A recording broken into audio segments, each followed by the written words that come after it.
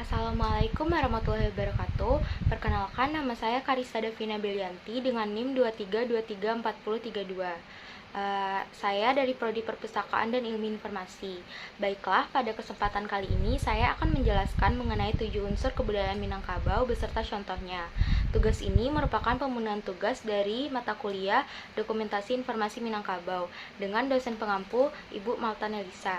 Baiklah, agar tidak memperpanjang waktu, saya akan langsung masuk pada materi yang akan saya jelaskan. Baiklah, kita masuk pada unsur yang pertama. Unsur yang pertama yaitu ada bahasa. Bahasa Minangkabau atau bahasa Minang merupakan suatu bahasa Austronesia atau Melayu yang telah digunakan oleh suku Minangkabau sejak awal berdiri. Dalam kehidupan masyarakat Minang, penutur bahasa Minang itu sendiri juga telah terdapat berbagai macam dialek yang tergantung pada daerah masing-masing.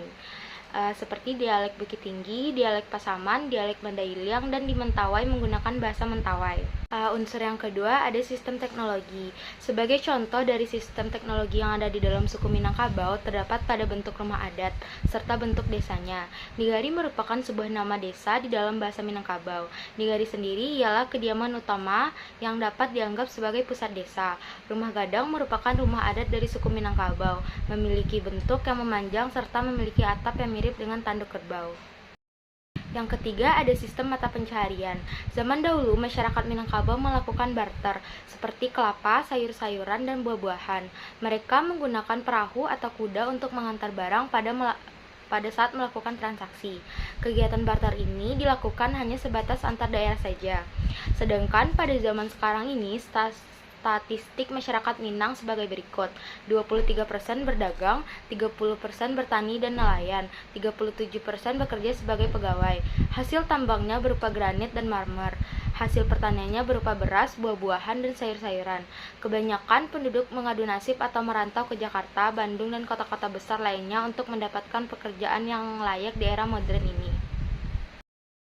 Yang keempat, ada sistem kekerabatan. Masyarakat Minangkabau menganut garis keturunan matrilinear, garis keturunan ibu. Keturunan keluarga dalam masyarakat Minangkabau terdiri atas 3 macam kesatuan kekerabatan, yaitu parui, kampung, dan suku. Kepentingan suatu keluarga diurus oleh laki-laki dewasa dari keluarga tersebut yang bertindak sebagai nyenyak mama. Jodoh harus dipilih dari luar suku atau eksogami. Dalam adat diharapkan adanya perkawinan dengan anak perempuan mamanya. Perkawinan tidak mengenal mas kawin, tetapi mengenal uang jemputan, yaitu pemberian sejumlah uang dan barang kepada keluarga mempelai laki-laki. Sesudah upacara perkawinan, mempelai tinggal di rumah istrinya atau materi lokal.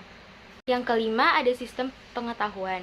Budaya Minangkabau mendorong masyarakat untuk mencintai pendidikan dan ilmu pengetahuan, sehingga sejak kecil para pemuda Minangkabau telah dituntut untuk mencari ilmu. Pandangan Minangkabau yang mengatakan bahwa alam tak kambang menjadi guru merupakan suatu kemauan yang mengajak masyarakat Minangkabau untuk selalu menuntut ilmu. Pada masa kedatangan Islam, pemuda-pemuda Minangkabau selain dituntut untuk mempelajari adat istiadat, juga ditekankan untuk mempelajari ilmu agama. Hal ini mendorong setiap kaum keluarga untuk mendirikan surau sebagai lembaga pendidikan para pemuda kampung. Semangat pendidikan masyarakat Minangkabau tidak terbatas di kampung halaman saja. Untuk mengejar pendidikan tinggi, banyak di antara mereka yang pergi merantau. Yang keenam ada sistem religi. Pada prinsipnya, orang Minangkabau menganut agama Islam. Maka bila ada orang Minangkabau yang tidak memeluk agama Islam adalah suatu keganjilan yang mengherankan. Walaupun kenyataannya ada sebagian tidak patuh menjalankannya. Di samping meyakini kebenaran ajaran-ajaran Islam, sebagian dari mereka masih percaya adanya hal-hal bersifat takhayul dan magis. Misalnya hantu-hantu jahat, kuntilanak, tenung, atau menggasing. Untuk menolak kejahatan, makhluk halus itu biasanya pergi ke dukun. Yang ketujuh ada kesenian. Kesenian di Minangkabau ada berbagai macam. Contohnya seperti randai, suatu teater yang berisi musik, tarian, drama, dan pencaksilat. Ada talempong, salong jodendang, tari piring, tari payung, tari indang, pidato adat, sambah menyambah, serta pencaksilat. Kesenian kerajinan tangan Minangkabau seperti kain songket tenun dengan corak rumit yang ditenun dengan tangan dari benang emas atau perak, dipakai oleh bangsawan. Ada sulaman, pahatan emas dan perak, serta ukiran kayu. Baiklah, sekian materi yang saya jelaskan. Jika ada salah, saya mohon maaf. Semoga apa yang saya jelaskan bisa bermanfaat. Saya ucapkan terima kasih dan assalamualaikum warahmatullahi wabarakatuh.